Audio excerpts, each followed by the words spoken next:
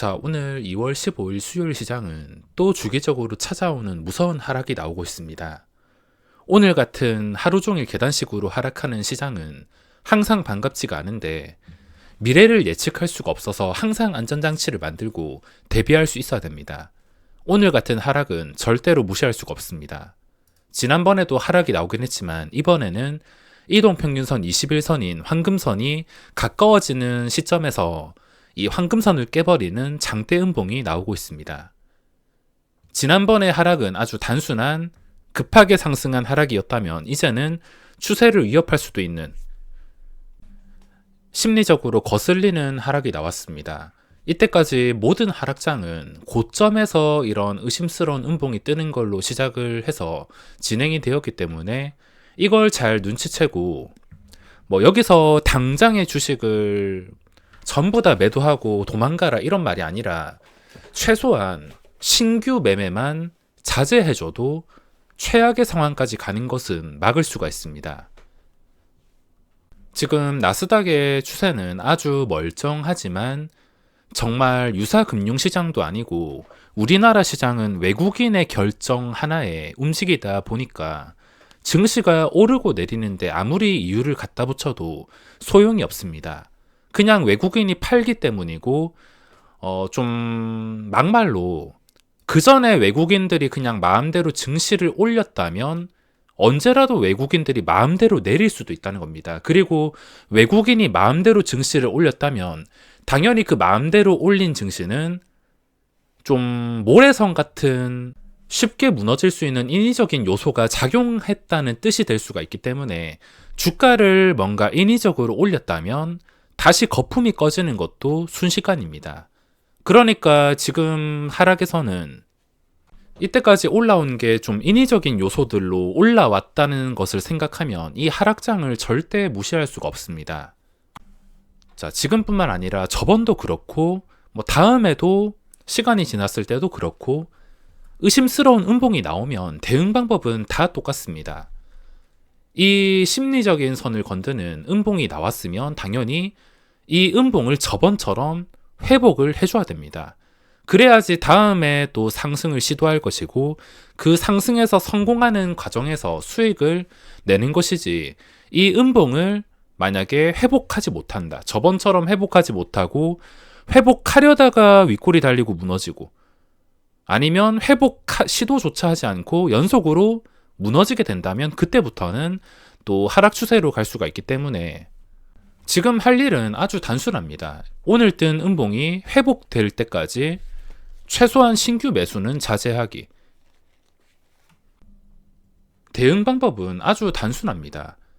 그리고 오늘 외국인의 매도 그래프를 보면 참 각도가 작정이라도 한 것처럼 아주 매섭게 반등도 못한 채 무너지는 것을 확인할 수가 있습니다. 장 시작하자마자 다시 매수하지도 않고 평소와 달리 끝까지 매도. 이때까지 하락장이 이런 식으로 진행이 되었기 때문에 이 신호를 무시할 수가 없으며 며칠 동안 이 음봉을 회복해 주는지 천천히 지켜봐야겠습니다. 저도 오늘 아침까지만 하더라도 보유 중인 종목이 비중 좀 실었는데 신고가를 뚫고 올라가는 걸 보니까 기분이 굉장히 업돼 있었는데 그 올라가는 과정에서 아무 익절도 없었습니다. 근데 지금 버티다가 다 뱉어내고 마이너스를 찍다 보니까 기분이 별로 좋진 않습니다. 항상 나랑 반대로 가는 게 주식이라고 왜 내가 주식을 보유하려고 하면 윗꼬리를 길게 만들거나 아니면 증시가 제정신이 아니거나 꼭 반대로 가는 상황이 나오고 내가 적당히 익절하면은 쉴 틈도 없이 조정도 없이 끝까지 올라가는 상황이 발생하고 주식시장이 항상 나랑 반대로만 가는 것 같아서 주식을 가지고 간다 하더라도 이걸 맨정신으로 버티는 게 참 쉽지 않은 일인 것 같습니다. 자, 분위기가 갑자기 이상해진다 싶으면 항상 체크해야 될 것이 있는데 우선 외국인의 수급, 아까 확인한 것처럼 일단은 의심스러운 원웨이 하락장이 나왔으니까 이 하락을 과연 저번처럼 회복을 해줄 것인가를 확인하고 그 다음에 습관처럼 봐야 될 것은 신용장고입니다. 저번에 하락에서는 신용잔고가 1월 30일 이때는 보시다시피 늘어나지 않았습니다. 그냥 16조 원에서 눈에 띄게 늘어나지 않은 채로 그냥 그런 대로 거래가 되었는데 갑자기 오랜만에 신용잔고를 보니까 16조 원에서 단숨에 17조 원까지 이 짧은 시간에 1조 원이 늘었습니다. 차트를 보면은 그동안 계속 계단식으로 미동이 별로 없던 신용잔고가 갑자기 반등하기 시작합니다.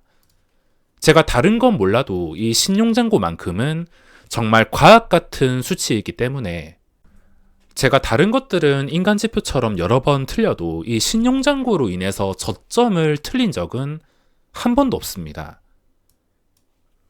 주식시장에 많은 요소가 있지만 그 중에서도 가장 정확하고 과학적인 신용잔고, 만약에 이게 계속 늘어나게 된다면은 그때부터 증시는 완전히 반대로 갈 수가 있습니다.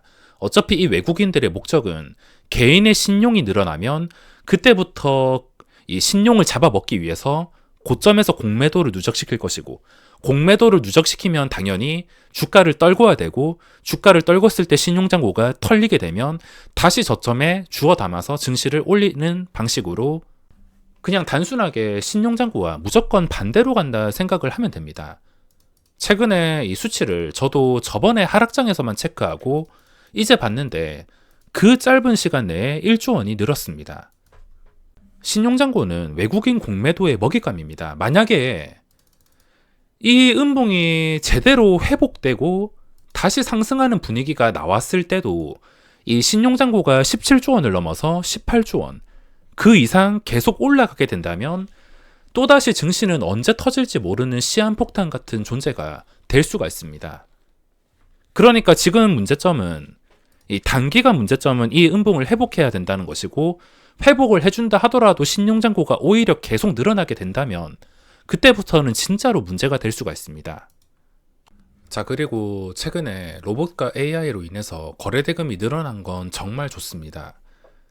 10조 원까지 거래대금이 늘어나서 언제라도 기회가 열려있긴 하지만 이 거래대금이 저에게는 1순위라 하더라도 만약에 방금 말씀드린 신용잔고가 계속 늘어나게 된다면 추세가 망가졌을 때 거래대금은 자연스럽게 줄어들 수밖에 없습니다.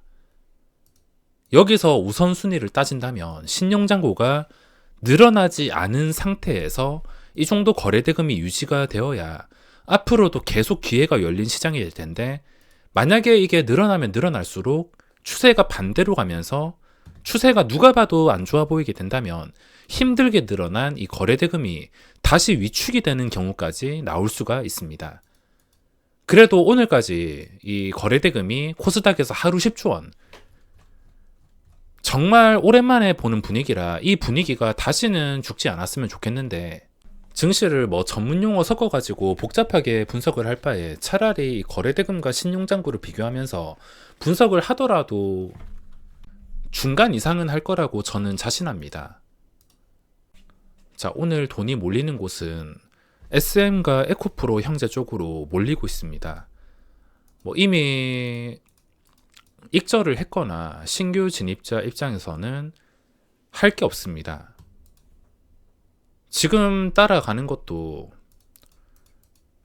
뭐 수익을 작정하고야 낸다면 할 수 있겠지만 애초에 불리한 싸움은 피하고 보는 게 요즘 제 원칙이라서 뭐 딱 보더라도 나는 무조건 이 프로그램보다는 불리한 자리에 들어가는 것이다, 이 생각이 들면 저는 잘 매수를 하지 않습니다. 그러니까 지금 SM이나 에코프로 거래가 이쪽으로 다 몰렸지만 만약에 뭐 다음 주에 떨어진다 하더라도, 단기간에 다시 떨어진다 하더라도 이건 함부로 주울 수도 없고 더 올라간다 하더라도 매수할 수도 없습니다. 그리고 신규주인 센즈랩, 이게 2배 시작하는 근본적인 원인을 찾아본다면 초보자분들은 잘 이해를 못 하시겠지만 이 근본적인 이유는 100주를 받기 위한 그 상따 세력이 그냥 무작정 8시 20분부터 주문을 여러 개 겹쳐서 넣어가지고 잔량이 쌓이게 되고, 그 잔량이 쌓인 상태에서 그 세력은 물량이 많이 풀리면 언제라도 손절을 할 수가 있고, 물량이 안 풀리면 그대로 체결을 시켜서 높은 가격에 공짜로 팔아먹을 수 있기 때문에 이런 두 배 뻥튀기 되는 구조가 만들어지는 것입니다. 무슨 말인지 어려우시겠지만 이 말도 안 되는 구조 때문에 이 샌즈랩이라는 종목은 만약에 시장이 안 좋아가지고 공모가 하단에 형성되었으면 시가총액 규모는 1000억이었을 것이고, 1000억에서 주가가 더 다른 신규주와 다를 것 없이 떨어지면은 시가총액이 700억에 형성이 돼도 이상하지 않을 종목이 그냥 분위기와 이상한 신규주의 제도 때문에 4000억에 거래가 되는, 정말 오랫동안 신규주를 했지만 아직도 이 구조는 상식적으로 이해하기가 참 어렵습니다. 이걸 해결하기 위해서는 무지성으로 더블에 주문을 넣는 그 세력이 주문을 넣지 못하면 알아서 거품은 꺼지게 될 텐데, 그 알아서 주문을 넣지 않기 위해서 고쳐야 될 점은 신규주 첫날은 상하한가 제한폭을 푸는 방법밖에 없는 것 같습니다. 물론 처음에는 혼란이 올 수도 있지만 한 5번 정도만 상장하더라도 그때부터는 혼란도 줄어들고 신규 상장주가 제 가치를 찾아가는데 큰 도움이 될 거라고 저는 생각을 하고 있습니다. 이런 식으로 무지성으로 뻥튀기 되는 것도 그 전문 상따 세력들이 백주 받으려고 이 짓을 하는 것이고, 그 백주를 받으려고 개인들이 따라 붙고, 또 아무것도 모르는 개인들은 잔량이 많이 쌓여 있으니까 무작정 이 종목이 좋다라 생각하고 고점에 다 달라붙으니까 이런 뻥튀기 현상이 아주 쉽게 나오고 있습니다. 자, 이제부터는 오늘 뜬 음봉을 회복한다 하더라도 신용잔고까지 다시 걱정해야 될 만큼 신용이 올라왔습니다. 그 전에 하락에서는 신용을 전혀 걱정하지 않았는데 갑자기 많이 올라와서, 물론 증시에 활력이 생기니까 신용이 늘어난 건 당연하지만 소문이 난다 싶을 때는 리스크 관리로 들어가는 게 맞습니다. 이번 의심스러운 음봉을 어떻게 이겨내는지 신규 매매는 중단하면서 천천히 지켜봐야겠습니다.